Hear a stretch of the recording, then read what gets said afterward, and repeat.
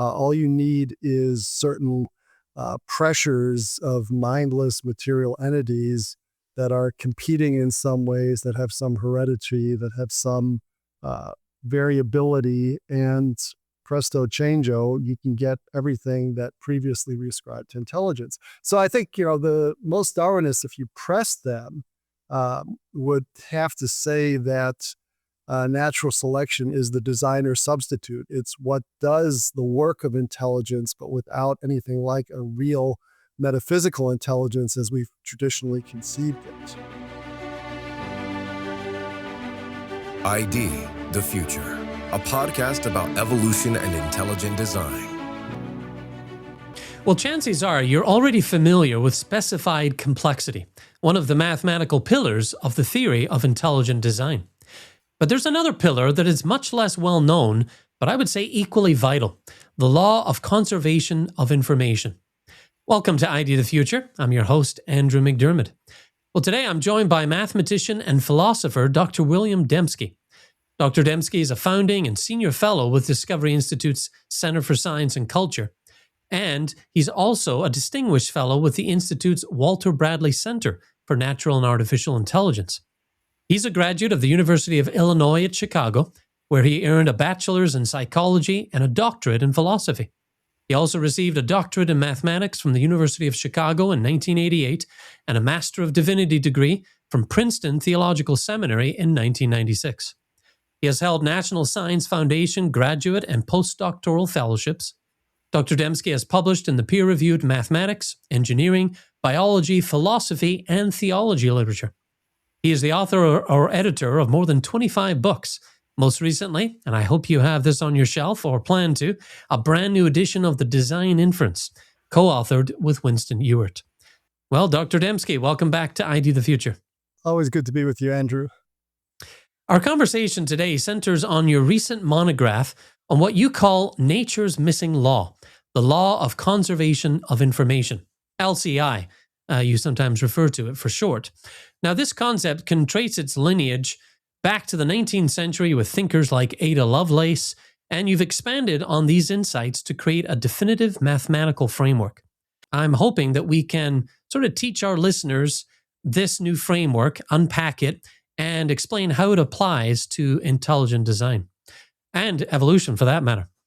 All right, well, first things first, let's define a few terms just so we can make sure we have clarity. What do you mean by information? And can you share your Dallas analogy with us as a helpful way to understand the concept? Yeah. Information fundamentally is about narrowing possibilities. It takes many forms. We think of it in terms of bits or alphanumeric characters. But when you write a given set of alphanumeric characters, you've narrowed down to one sequence against all the other possible sequences. But the space of possibilities that you're narrowing down doesn't have to be an alphanumeric symbol sequence collection. It can be just about anything. So I'm here outside of Dallas, Denton County. If I told you I'm in the world and on planet Earth, I really wouldn't have told you anything because, leaving aside some astronauts that are out there, you would know that as a human being, I'm on Earth. So I haven't really conveyed any information. If I tell you I'm in the US, I've conveyed some information because I've ruled out all these other places in the world where I might be. If I tell you that I'm in Texas, I've narrowed things down further. If I tell you I'm near Dallas, I've narrowed things down further. If I tell you I'm in the town of Aubrey, Texas, I've narrowed it even further. And so the more you narrow down, the more information you give. Now, the thing is, when you narrow down, there's a typical one way of characterizing how much you've narrowed things down is by probabilities. The probability of me being in the world is, probability 1. If you look at the entire landmass of the world and think of me as possibly being any place, a uniform probability distribution, to be in Texas would narrow things down quite a bit. I don't know what the landmass of Texas is compared to the rest of the world, but let's say it's maybe one out of, it's 1/500th, well, then it's now the probability of me being in Texas is 1/500. and then narrow it down to Aubrey, a little itty bitty town, and it's probably, we're talking 1 in 10 million, 1 in 100 million. So probabilities correspond often. I mean, it's one way, it's not the only way, but it's one way of measuring information. So the amount of that you narrow it down corresponds to the amount of information. And in terms of probabilities, the more information corresponds to smaller probability. Information theorists usually work with that because you want more information for more narrowing down. What you do is you transform it by doing what you apply a negative logarithm to it. So smaller probabilities become bigger then. And basically probabilities then, if the logarithm is to the base 2, it becomes a matter of bits. So imagine, for instance, I flip a coin 3 times, I get 3 heads in a row. That's one possibility out of 8. So I've reduced 8 possibilities to 1 information. How many bits does that correspond to? Well, 3 bits of information, because 1/8 is 1/2 to the 3, and that exponent, logarithms are exponents, that 3 is the amount of information. And then you can do that with fractional information. So if it's 1 out of 10, take a negative logarithm to the base 10, and then it's going to be something like 3.2 or something like that. So probabilities and information measures correspond. And so that's the idea with information. You narrow down possibilities, but as you narrow down possibilities, probabilities become smaller, but the amount of information becomes bigger. Okay, yeah, that makes a lot of sense. And I do like the commitment aspect of information. You're committing to one thing as opposed to another. So saying one thing can eliminate 99 other possibilities, and Right. you've just made a commitment. So I kind of like that aspect of it too. Now, closely related to all this is intelligence, and that's a key term here, obviously. But tell us, what is your definition of intelligence, and how does it relate to information? Yeah, I mean, I guess there are various ways you can go, but I mean, for the purposes of information, I go back to the very root meaning of intelligence, where you break it down into the Latin, and intelligence is 2 words in Latin: inter, the preposition between, and the verb lego, meaning to choose or select. And so what you're doing is you're choosing between. That's what an intelligence does. It makes choices. It makes decisions, and that makes good sense. As purposive agents, to accomplish purposes, we have to make decisions. If I'm going to drive from here to, let's say, Oklahoma City, it's about 150 miles. I have to make certain decisions. I have to decide to go there. But then as I'm driving, I have to decide, am I going to turn right here, turn left, keep going straight? And there are all these decisions that are being made. So all these decisions, these choices are being made to accomplish a purpose. But the idea of intelligence, just from its etymology, is to choose between. And so, you're making these choices. And when you choose, you're always settling on one thing to the exclusion of another. So that's where you get information. The choice always narrows possibilities. Once I miss one turnoff, I'm committed to wherever that leads me, and so that's where you do have a very tight connection between the ideas of choice or decision and intelligence. So they do match up quite nicely. And And just even to take back the etymology of the word information, into, and then form, it's to shape something. So putting shape into something. If you shape something, a piece of marble, so it looks like David's, Michelangelo's David, well, then it's not going to look like Michelangelo's Moses. So when you shape something, it's not that you've got a formless shmoo that can be anything. It becomes this rather than that.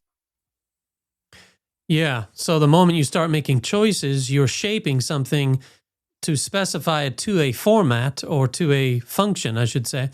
And that's sort of how they're related. And of course, you need intelligence to do that. Now, it seems like you enjoy etymology as much as I do, because you're sharing all of this, and you also broke down the the Latin meaning of decide, too, which is related to this, Mhm. means down from or to cut off or kill. Very interesting, very explicit language there, decide, kind of like homicide, right? You're killing other possibilities by choosing a particular one. So it's a very vivid understanding we get of the commitment here with information. Now, why is this an informational act and an act of intelligence when you make a decision? It is both, isn't it? Yeah, I mean, they come together, but, I think, in some ways, what we've described as intelligence here is more instrumental. You could see something making what seem to be decisions, narrowing things down one way or the other. But, in a sense, that whole decision process can be delegated. I mean, you can delegate it to a machine. And then there's the question also, is what's behind it, this what we're calling intelligence, really a mind in the full sense of a consciousness that's aware of itself, that has purposes, and I think this is where we come into conflict really with this naturalistic Darwinian point of view.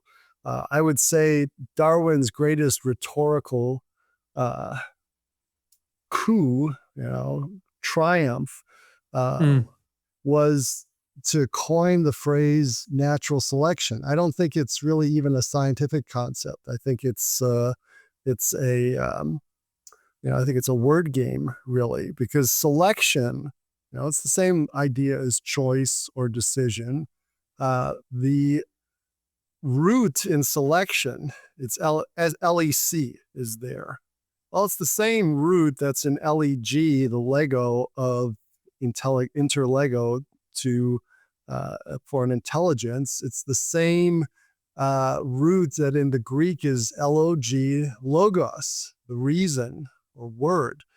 So what he does is he basically says uh, what we have previously ascribed to a full-blooded intelligence that's ultimately understood in terms of an ethical monotheism, a God that is able to pull all of reality together, created ex nihilo. That's now something that nature can do without anything like an intelligence, so that as we traditionally conceived. All you need is certain pressures of mindless material entities that are competing in some ways, that have some heredity, that have some uh, variability, and presto changeo, you can get everything that previously we ascribed to intelligence. So I think, the most Darwinists, if you press them, would have to say that natural selection is the designer substitute. It's what does the work of intelligence, but without anything like a real metaphysical intelligence as we've traditionally conceived it. That's where I see intelligent design really facing its biggest challenge. I think it's more of a philosophical challenge than even a scientific challenge. When you look at that term, natural selection, we're definitely hitting the nail on the head when we are coming up against that term. And I love the background you've given there on Darwin's use of it, because it is ascribing the ability to choose to a natural process, and everything we know about unguided evolutionary processes says that it doesn't have that ability. And so coming at it from the perspective of what is information and what is intelligence and what can decide, I think is a great way to do it. Now, speaking of definitions, let's just review the concept of the conservation of information, because that's what we're here about. It's a term used in both physics and computer science. Tell us how you would put it as far as what the phrase means, conservation of information, and a law Yeah, that would describe it.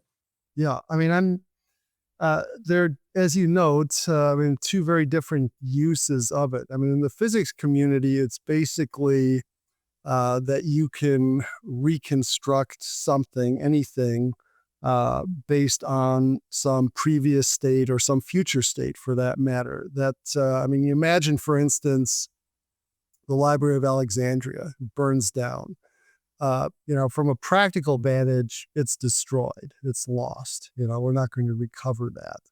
Yet from the vantage of physics, I mean, most physical laws, they you can run them forwards or backwards in time, and all of that information that was in the library is there. If we just knew what all the particles, if we could basically with full, I mean, it's almost a Laplacian view where basically if you know exactly what's going on at any one moment, you can retrodict and predict the entire course of the universe. And in a sense, even with quantum mechanics, we can do that. And so the idea is that from the vantage of physics, no information is really ever lost. It's recoverable if we just know enough about the present state, or know enough about boundary conditions and then equations of dynamics that govern how things work themselves out. So that's the view of conservation of information in physics. I'm applying it in the context of probabilities and search. Basically, information out from a search process is never going to be able to exceed information in. It may get degraded, but it's not going to be that you can get out more than you thought. It's basically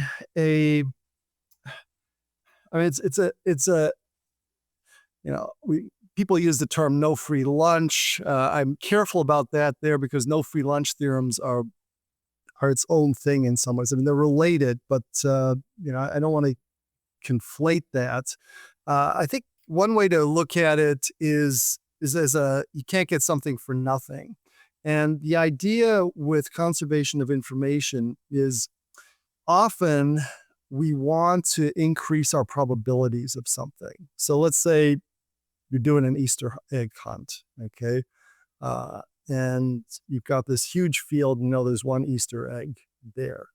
The field is so large, the egg is so small, so well hidden, very improbable that you're going to find that.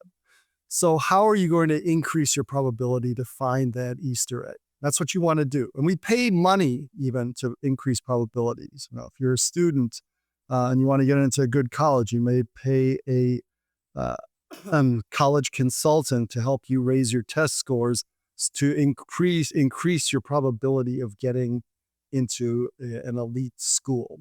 Okay, so now we're trying to find that egg. Well, one way you could increase your probability is if somebody who knows where the egg is you've got a little earpiece, and the person says warmer, colder, warmer, warmer, warmer, or turn right, turn left, straight 10 paces, now turn left, giving these instructions, and then suddenly you find yourself at the egg. Okay. Now, have you overcome that improbability? Has a miracle happened? Well, no. You got instructions. The probability is now changed. Because of those instructions, your probability of finding that egg has gone way up. But then you have to ask yourself, okay, where did those instructions come from? Let's say right, left, straight, right, left gets you there. Well, but I could have said right, straight, right, left. I could have made any number of possible combinations of such instructions. So how did you pick one that got me there? Okay.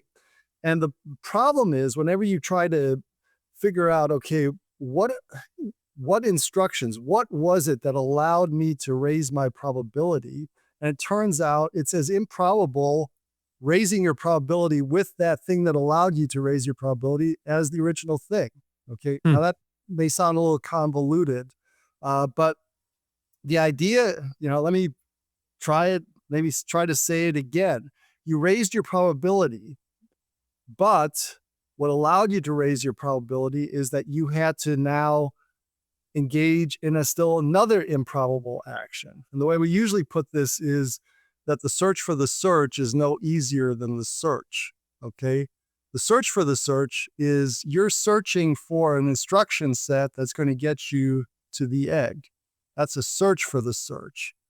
Okay, the original search is just finding the egg. Now you're looking for an instruction set that will get you there. But finding the right instruction set is no easier than finding the original egg.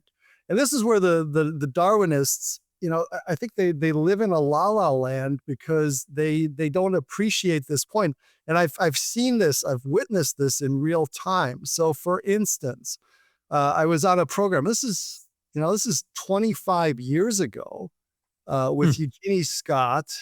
I was part of the reason if I'm seeming a little bit snippy, it's because I was just looking up, is intelligent design a science? And I was looking at what AI was generating. They were just saying, no, it's not science. It's, I'm just giving all these, and it's like we've been talking about these ideas till the cows come home, but it's just a willful ignorance on the part of the Darwinists. It's almost like, I'm going to become a millionaire. How are you going to become a millionaire? Because my friend is going to become a millionaire and give me $1 million. Okay, how's your friend going to become a millionaire? Well, his friend is going to become a millionaire and give him $1 million, and then he's going to give me $1 million. Well, it doesn't account for how anybody gets the business savvy to make $1 million in the first place. So yeah, return to Eugenie Scott. So I was on a program on the Stanford campus, Hoover Institution, with Peter Robinson, a name that's probably familiar to you. And he's interviewing us, and he raises the old trope about monkeys typing Shakespeare. And, given enough monkeys randomly typing, you can produce the works of Shakespeare. The thing is, you're going to need more monkeys than there are elementary particles in the universe, raised to the 10th power, or whatever. I mean, it's so vastly improbable. But Eugenie Scott, who is head of National Center for Science Education, I would quip that's really, she meant the National Center for Selling Evolution.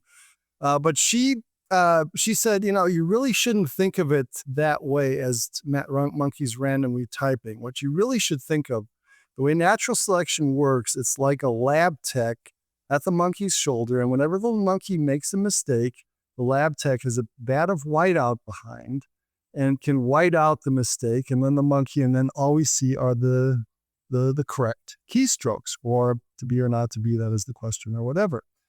And it's like, gee, that sure sounds great. I guess Darwin has solved the problem, but it's like, where did that lab tech know what to white out?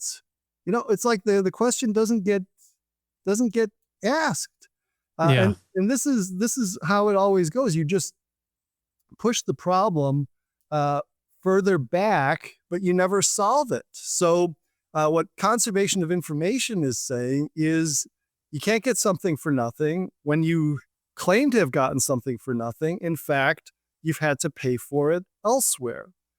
So the lab tech, the whole point of the lab tech whiting out the mistakes of the monkey is that the lab tech shouldn't know Shakespeare. But of course, the lab tech had to know Shakespeare, Or, we can push it back further. Well, it's a lab tech who whites out the mistakes by the monkey, but the lab tech is actually having his arms moved by strings that then will white out the mistakes, And so now you push it still back further. And that's the point of conservation of information. There's this regress. Every time, you try to increase the probability, but then you have to pay for it with a probability that's at least as bad, at least as small. So now you try to increase that probability. Well, now you've got to pay for that. And, the cost never disappears. So, with the, you imagine the Easter egg example, so you have the instruction sets. Well, okay, the instruction sets, maybe you get those from maps which mark the location of the egg. So now you go to a map maker who will mark the X of the map, so then the person giving the instructions to the person trying to find the egg will look at the map. But that map with the X marked where that egg is could have been marked any number of other places. How did you get the right map that allows you to give the right instructions that then allows you to find the egg? And that's the problem. So that's really the essence of conservation of information. I'm at the point of thinking I need something zippier. The thing is, no free lunch has been used. You can't get something for nothing. But it's not a difficult concept. I think conservation of information, it works because we do have to cash this out mathematically in information theoretic terms. So there is that. But the core idea is that if you're raising a probability, you have to pay for it. And you can either pay for it with knowledge, or you pay for it, with some other improbable event, which doesn't then explain how you get the outcome you're after, because these are always needle in a haystack problems, right? I mean, if something is highly probable, just run the experiment, just do the chance process, and eventually you'll get it. 10 heads in a row, spend an hour or so tossing a coin, and you'll see 10 heads in a row. 100 heads in a row? No. No human being, all the human beings did nothing but spend their time flipping coins. They would not witness, except very improbably, 100 heads in a row. So if you're trying to account for how an event that improbable happened, it's because the probability was raised. But if it was raised, then how did it get raised? And you basically have two choices. You either have to say it goes because some other highly improbable event happened, in which case you haven't explained anything, or because there was knowledge. And intelligence had the knowledge which allowed this overcoming of the improbability. Yeah. Bacterial flagellum is highly improbable for chance processes to produce, but for, a super tech engineer, it may not be. A mousetrap is going to be highly improbable to bring all the parts together if you're just have those pieces and are just shaking them up in a tumbler. But if you got an intelligence that's able to put them together with knowledge, then the improbability disappears. So that's the core idea. And then the math is just, it's basically just showing how these probabilities work, and that the probabilities, as you regress, as you go back and trying to account for how what seemed to be a small probability actually got raised, you find that the probabilities never get easier. But they can get worse, much worse, but there's no net improvement. There's no free lunch by going back. Yeah, well, that makes it very clear. I think, there's no free lunch. The bill has to be paid. The bill for a higher probability, the bill for complex specified information, it's got to get paid. And we can't brush that aside.